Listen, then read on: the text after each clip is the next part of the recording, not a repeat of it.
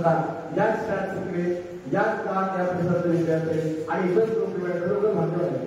असं भाग्य काही थोड्याच लोकांच्या जीवनामध्ये आंदोलन साधारणसारख्या लोक असतील त्याला नोकरी करता टायपिंग करायला लागते. त्यांनी मुंबईपासून सुरुवात केली. मुंबईतले काही शाळा मॅनेजमेंट असतील किंवा त्याचं काम तिथं झालं नसेल आणि त्यानंतर त्याला संधी मिळाली मराठा मंत्रीमध्ये. खरोखर मराठा मंत्री संस्था सर्वांच्या लोकांच्या रोजगारीचा प्रश्न मराठा मंत्रीने आपल्याला सोडवला आहे. नोकरी लागणं म्हणजे रोजगारीचा प्रश्न सुटतो. मराठा मंत्रीनं बऱ्याच जणांचे संसार चांगले केले, त्यांच्या हातात तोंडाला घास दिला. कोण म्हणायचं का मराठा मंत्रीने केलंय? जाधव सरांना सुद्धा मराठा मंत्रीमध्ये काम करण्याची संधी मिळाली. 39 वर्ष नोकरी करायची साधी गोष्ट आहे. 39 वर्ष माझी वर्ष आता 24 मध्ये 25 होणार आहे. आम्हाला थोडंसं जमण्यासारखं वाटायला लागतं की आता आमचं रिटायरमेंट कधी असं वाटतं. पण ते 39 वर्ष काढली जे काही जात असं आम्ही काही 19 वर्ष करू शकतो असं आम्हाला वाटतं.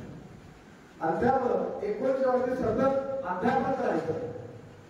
अध्यापन करत असताना आपल्याला आपल्या जीवनामध्ये काही अडचण येतात. त्यांच्या जीवनात काही अडचण येतात.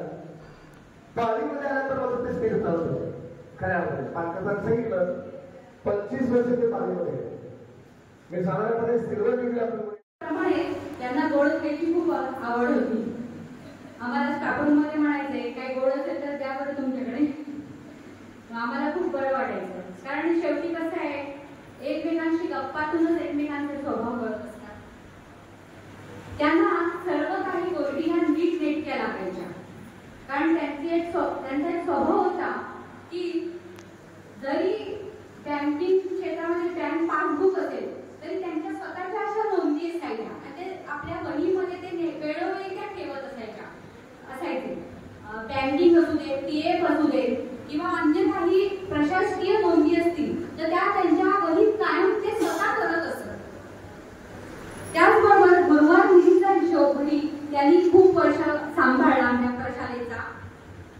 त्याचबरोबर अध्यात्म क्षेत्राची त्यांना विशेष आवड आता निर्माण झालेली आहे आणि त्यातूनच त्यांनी आपला मित्र परिवार जमवलेला आहे. आणि त्यांचं आता इथे आपल्याला हे समोर चित्र दिसते की त्यांचा भरपूर मित्र परिवार मग तो अध्यात्म क्षेत्रातील असेल किंवा त्यांना भ्रमंतीची खूप आवड आहे. प्रेक्षणीय स्थळांना भेटी देणे, भ्रमंती करणे आणि त्यातूनही ते काही मित्र परिवार त्यांच्या इथे आज त्यांच्या या प्रेमापोटी उपस्थित आहे. असे हे जाधव सर आज नियत वयोमानाप्रमाणे सेवानिवृत्त होत आहेत. त्यांना मी पुढील वाटचालीसाठी पुढील आयुष्यासाठी खूप शुभेच्छा देते. आमचा सर्व स्टाफ म्हणजे शिक्षक, शिक्षकेतर कर्मचारी या सर्वांच्या वतीने मी त्यांना शुभेच्छा देते आणि थांबते. जय हिंद, जय महाराष्ट्र. विनंती करेन की आपण मनोगत व्यक्त करण्यासाठी यावं. अतिशय गोड माणूस असं सरांचा उल्लेख मॅडमने केला. गोड खायला आवडतं आणि गोड बोलणारा माणूस असा उल्लेख मॅडमने केला. धन्यवाद मॅडम. जाधव सरांकडे पाहिल्यानंतर मला डॉक्टर आनंद यादव यांच्या गोतावळा या कादंबरीची आठवण येते. गोतावळा या कादंबरीमध्ये आधुनिकीकरणामुळे तुटणारा गोतावळा होता. इथं जाधव सरांमुळे निर्माण होणारा गोतावळा आहे. फरक एवढा असेल. हो, तर त्याचं कारण असं जाधव सर हे खूप मितभाषी असले तरी गोड स्वभावाचं व्यक्तिमत्व आहे. त्यामुळे प्रेम करणं, प्रेम घेणं आणि प्रेम वाटत जाणं हे त्यांचा मूलभूत स्वभाव आहे. त्यामुळे त्यांनी माणसं जोडण्याचं काम केलं, माणसं सोडण्याचं त्यांनी बिलकुल काम केलं नाही. मला त्यांच्याकडे बघितल्यानंतर आणखी एका गोष्टीची आठवण येते की जाधव सर एक पाण्यासारखे आहे. पाणी हे निर्मळ असतं पण ज्यामध्ये पाणी मिसळले की ते एकजीव होऊन जातं. आणि त्यामुळे जाधव सर 2001 पासून या आमच्या मराठा मंदिर पाली प्रशालेच्या कुटुंबात आले आणि ते कधी एकजीव होऊन गेले कळलं देखील नाही. इथं बोलताना उल्लेख झाला तब्बल 39 वर्षाची सेवा त्यांच्याकडून घडलेली आहे आणि आपल्या मराठा मंदिर प्रशालेमध्ये जवळपास 25 वर्षाची त्यांची सेवा झालेली आहे. मी सकाळ सत्रात असतो. विवेकवादी सकाळ सत्रात भरतं आणि जाधव सर दुपार सत्रात असायचे. मी साधारणतः आमचं कॉलेज सुटायला आणि जाधव सर यायला. पण एकंदर त्यांचा जो आता त्यांचा आणि माझा सहवास हा इथं उपक्रम वेगवेगळे कार्यक्रम या निमित्ताने यायचा आम्ही सुटायचो आणि जादूसरही यायचे मी शाळा भरल्यानंतर. पण एकत्र त्यांचा या आमच्या प्रशालेतील जो वावर आहे तो निश्चितच उत्साहवर्धक असा.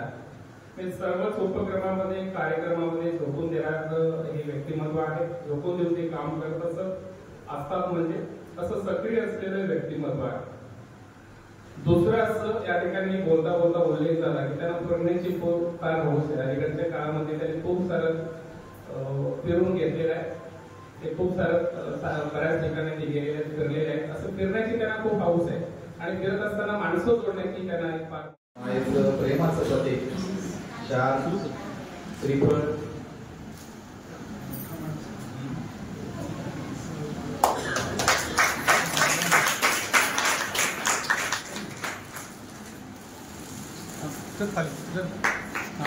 आणि आमच्या प्रेमाची भेट आदरणीय कांबळे सर त्यांना सुपूर्द करतात.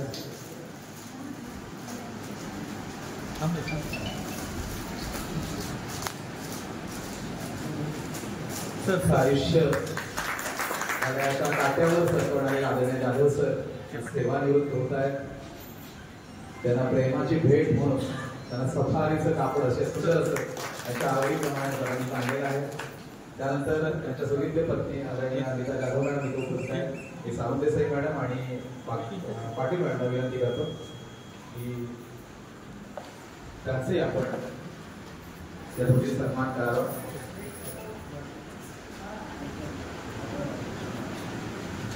जाधव मॅडम म्हटलं की एक असं दिलखुलास व्यक्तिमत्व, बिनधास्त व्यक्तिमत्व असं ज्यांच्याबद्दल बोललं जातं. अत्यंत हजरजबाबी, स्पष्ट वक्त्या अशा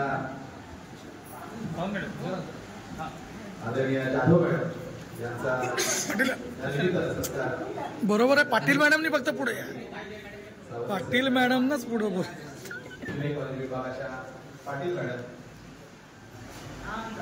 जाधव मॅडम यांच्या प्रेमाची भेट स्वीकार करावीशी या निमित्ताने त्यांना विनंती करतो. धन्यवाद. ग्रामीण भागातल्या 50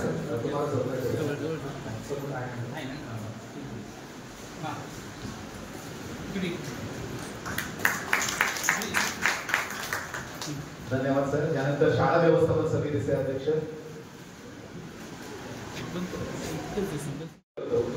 त्यांनी जाधव सरांचा शाळा श्रीफळ आणि पुष्पगुच्छ देऊन सन्मान करावा.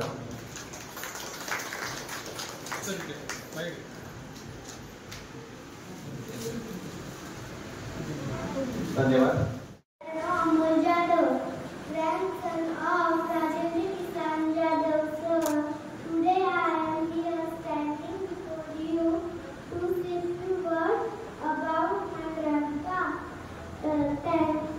माझ्या आजोबांनी त्यांच्या जीवनाचे 25 वर्ष शिक्षक म्हणून कार्य केले. त्यासाठी मला त्यांचं खूप खूप अभिमान आहे. आणि आज ते रिटायर होत आहे. रिटायरमेंटचे त्यांना खूप खूप शुभेच्छा. पुढच्या वाटचालीसाठी त्यांना खूप खूप शुभेच्छा. थँक्यू. भाग्यवान सर. सगळी ऐकलेली आहे. त्याच्यामुळे ते खरंच मन मिळावं आहे असं वाटायला लागलं. आणि दुसरं म्हणजे जो बोर्ड वाचला मी या शाळेचा की सगळे 12वी आणि 10वीचे जे रिझल्ट आहे ते 100% आहे.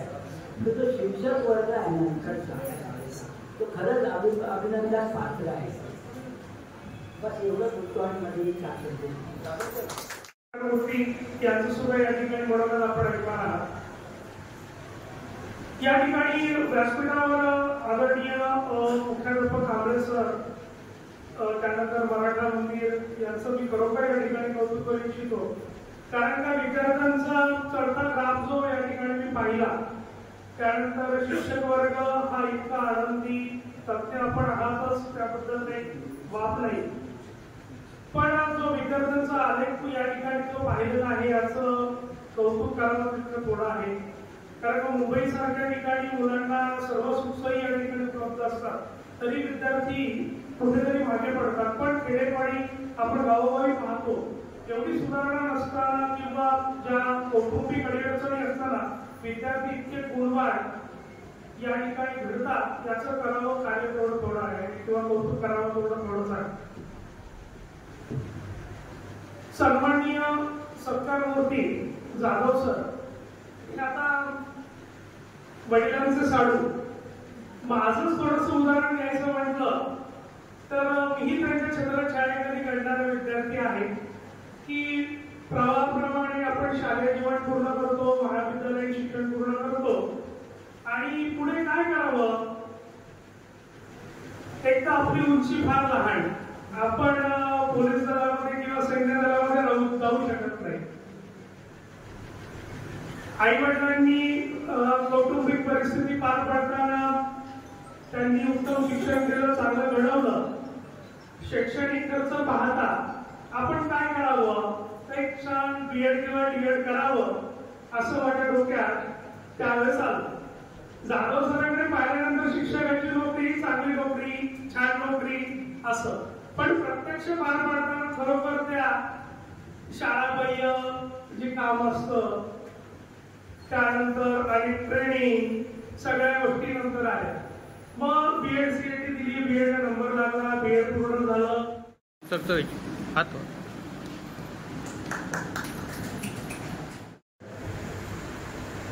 ही सेवा करत असताना अनेक उतार चढाव आयुष्यामध्ये येत असतात. जाधव सरांच्या जीवनामध्ये अनेक उतार चढाव आले. सरांच्या अनुभवातून ऐकलं.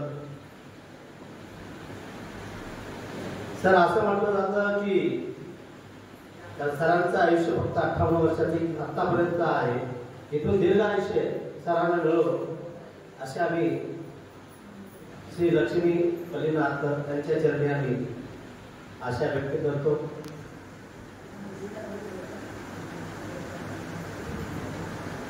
नदी की लंबाई कितनी है यह महत्वपूर्ण नहीं है सर, खास करून जाधव सर तुझ्यासाठी सांगतो. लंबी नदी कितनी है यह महत्वपूर्ण नहीं है, लेकिन नदी की गहराई कितनी महत्वपूर्ण है और उस नदी से कितने लोगों को लाभ हुआ है ये बात महत्वपूर्ण है. आप जाधव सर तुमच्या आयुष्यामध्ये येणारा प्रत्येक व्यक्ती त्याचं भलं झालंय सर. कौतुक केलं असेल निकम सरांचे बाबा, सरांचे कुटुंबातील सर्व सदस्य आणि शिक्षक शिक्षकेतर कर्मचारी आणि मित्रमंडळींना माझा नमस्कार. सरांनी 39 वर्ष अविरत सेवा करून अध्ययन आणि अध्यापन करून जे विद्यार्थी घडवले त्याबद्दल काही शंका नाही, तर ते विद्यार्थी घडलेलेच आहेत. तसेच सरांनी 39 वर्ष अविरत सेवा करून आज आपल्या मराठा मंत्री कुटुंबाकडून आज आम्ही जो 39 वर्ष सांभाळलेला माणूस आज जाधव कुटुंबियाला सुपूर्द करत आहोत. आम्ही जसा सांभाळलाय म्हणजे आम्ही मराठा मंडळ कुटुंबाला तसाच जाधव कुटुंबाने सांभाळावा अशी मी नम्र विनंती करणार आहे.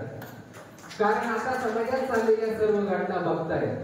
कारण जो माणूस हा आमच्या कुटुंबात रुळलेला होता, विद्यार्थ्यांच्यात गुंतलेला होता, तो आता निस्वार्थी निष्कलंक होणार आहे. कारण त्याच्या मनात कुठलेही विचार राहणार नाही आणि त्याला घरातून कुठले विचार घेऊ नये.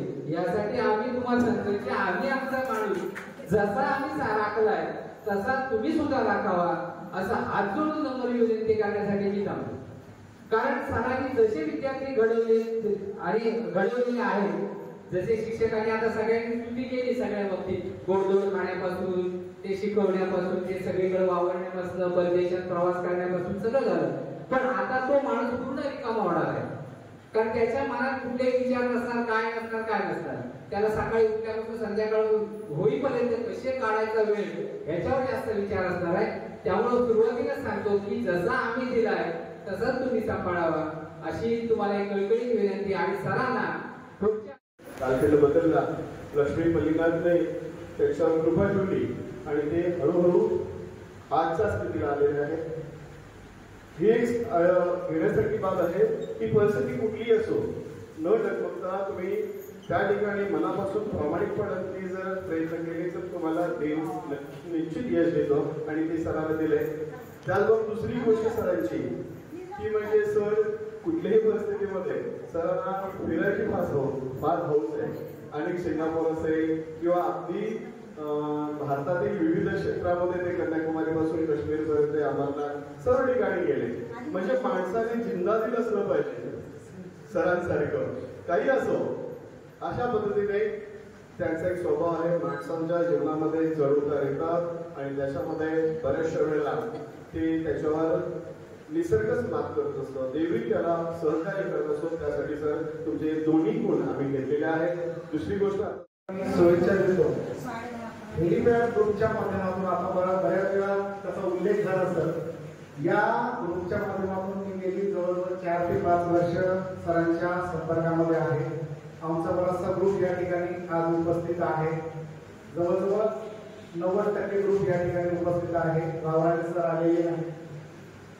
तर या ग्रुपच्या माध्यमातून तुम्ही शैक्षणिक बाबतीमध्ये सरांचं कार्य या ठिकाणी सर्वांनी त्यांचा उल्लेख केलेला आहे. पण मी या आम्हाला ज्या ग्रुपच्या माध्यमातून जाधव सर भारतीय भावने ते या ठिकाणी सांगण्याचा प्रयत्न करणार आहे. सरांचं अनेक आम्हाला त्यांच्या ज्या लहानपणापासूनच्या गोष्टी आहेत सरांनी आम्हाला त्या ठिकाणी सांगितलेल्या आहेत.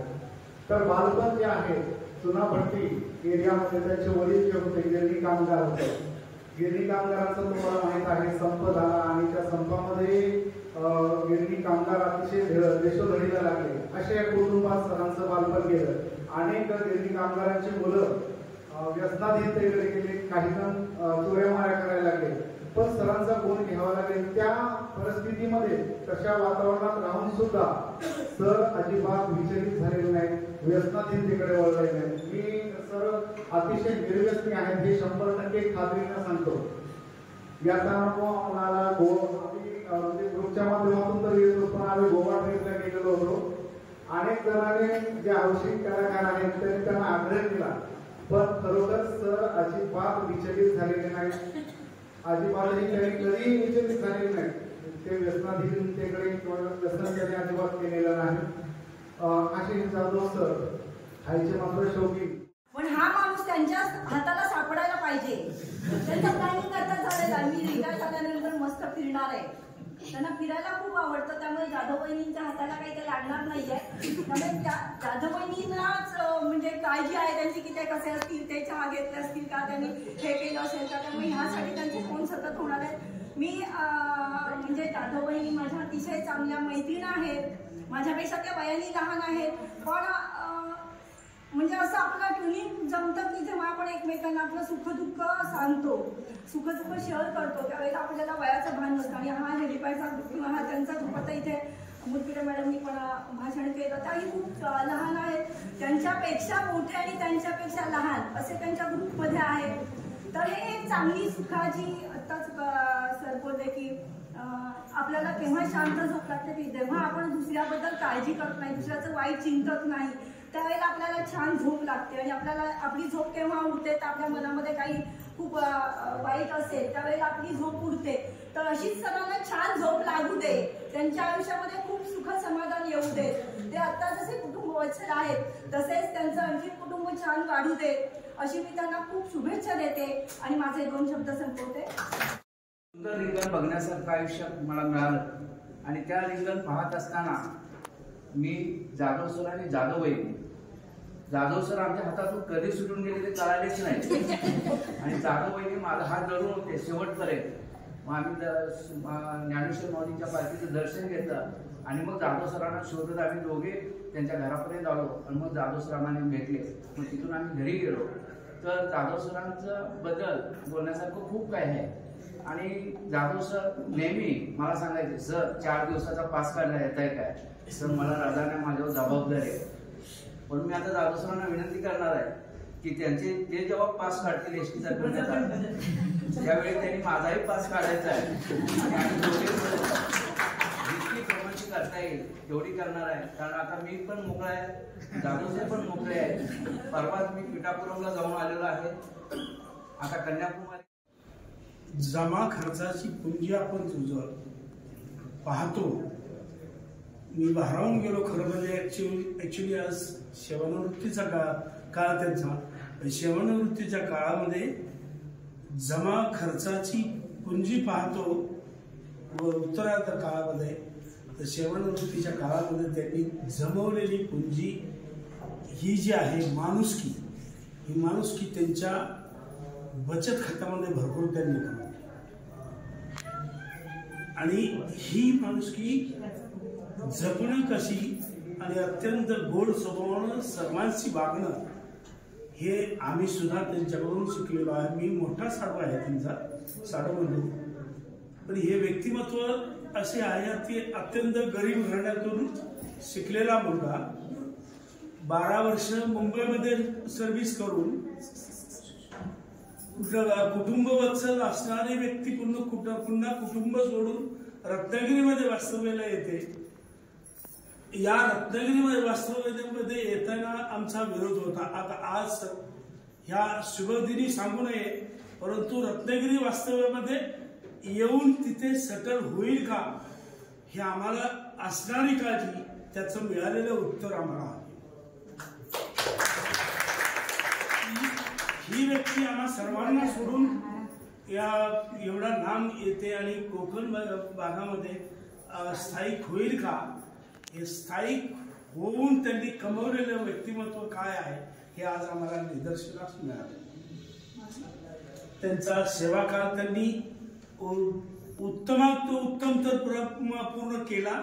वयाच्या 58 वर्षापर्यंत सेवा काळ त्यांचा जर का 39 वर्ष पूर्ण होतो तर माणूस गरिबीतून आलेला मनुष्य काय करू शकतो आणि काय कमवू शकतो हे त्यांच्याकडून शिकण्याजोगरच आहे.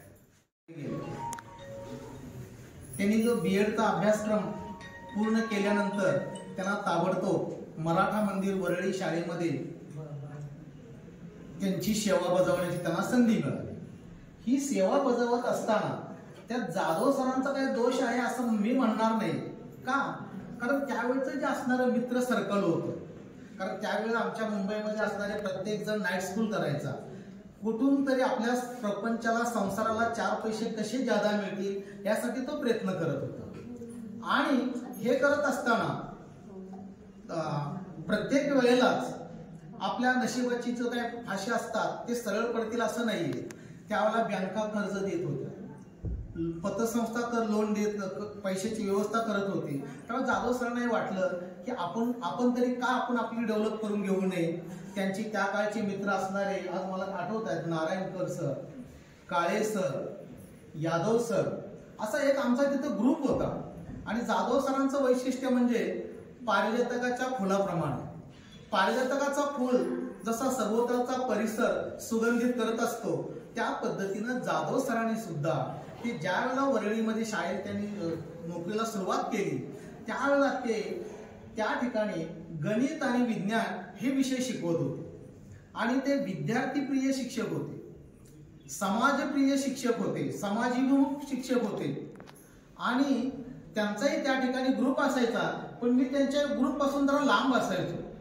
आणि कारण काय, त्यांच्या विचारावरती जो पगडा होता तो नारायणकर सर, यादव सर आणि काळे सर या विचारांचा त्यांच्यावर प्रभाव होता. आणि त्यावेळेस त्यांना काय वाटायचं की आपण बी काहीतरी मुंबईमध्ये डेव्हलप करूया, काहीतरी घेऊया. म्हणून त्यावेळेला त्यांनी जाधव सरांनी बी काहीतरी 4 व्हीलर 4 चाकी गाडी घेतली होती आणि 4 चाकी गाड्या घेऊन त्या कुठल्या तरी कंपनीला द्यायच्या. आजारपाणी, मुलांचं संगोपन आणि यांचाच आदर्श घेऊन माझ्या मुलांना मी घडवलं, शिकवलं. त्याचप्रमाणे माझा नातू सुद्धा आज इंग्लिश मीडियम पनवेल इथे शिकत आहे. पहिलीला तो आहे, छोटी एक 10 महिन्याची आहे आणि सुनबाई पण आलेली आहे. मुलगा माझं मर्चंट नेव्हीमध्ये आहे. मुलीला मी BSc करून लग्न झाल्यानंतर सुद्धा या शिक्षण क्षेत्रातच मी BEd तिला करायला लावलं. 2 वर्षाचं तिने BEd केलं. आज 2 वर्ष तिने इंग्लिश मीडियमच्या शाळेत सुद्धा तिने सर्व्हिस केली. आज लग्न होऊन तिच्या घरी ती सुखी आहे. एवढंच मला सांगायचं की हा आदर्श घेऊन जो माणूस पुढे गेला तो कधीच जीवनात हारलेला नाही किंवा संपलेला नाही. एवढं त्यांचं कर्तृत्व जेवढं सांगतात तेवढं कमीच आहे, त्याबद्दल शंकाच नाही. बाकी काही जास्त बोलत नाही. आज त्यांना सेवानिवृत्तीच्या मी हार्दिक शुभेच्छा देते. धन्यवाद. उत्तम वळण लागलं. म्हणजे आई वडिलांपेक्षा सुद्धा त्यांनी मला जपलेले. अगदी राहण्यापासून, खाण्यापासून, वेगवेगळ्या प्रकारचं सांगण्यापासून, वेगवेगळ्या अडचणीवर मार्ग देण्यापासून. आणि म्हणून माझ्या जीवनातले ते दैवत आहे पवार सर आणि पवारबाई. त्यांच्यामुळं मी खरं पालित राहिलो. मला एक प्रसंग आठवतोय. मी 2001ला आल्यानंतर पवार सरांच्या रूम मध्ये राहिलेलं असताना मला बिनचुकी असं किडा चावलेला होता. आणि मी हे करत होतो त्यावेळी पवार सर, पवार वहिनी आणि त्यावेळी आजी होते. त्या आजी काकींनी खूप मला समजवलं. उलटे आकडे म्हणा, हे म्हणा, ते म्हणा. म्हणजे माझ्या प्रत्येक अडीअडचणीवर त्यांनी मार्ग काढण्याचा प्रयत्न केला. आणि त्यामुळं मी घडलो किंवा मी सावरलो. अगदी एक वेळ तर अशी आली होती की नाही, मी इथली नोकरी सोडून मुंबईत जाईन. तर इकडे काय मला करमत नव्हतं किंवा काय नव्हतं. इथला पावसाळा वगैरे बघितल्यानंतर तर नंतर पवार सरांनी नंतर त्यांच्या दोन्ही मुली रेषा असती, प्रतीक्षा यांनी सुद्धा एखाद्या भावाप्रमाणे प्रेम केले. म्हणजे जे तुम्हाला संस्कार जे व्हावे लागतात किंवा घडवण्यासाठी जे लागतं ते मला पवार सरांकडे.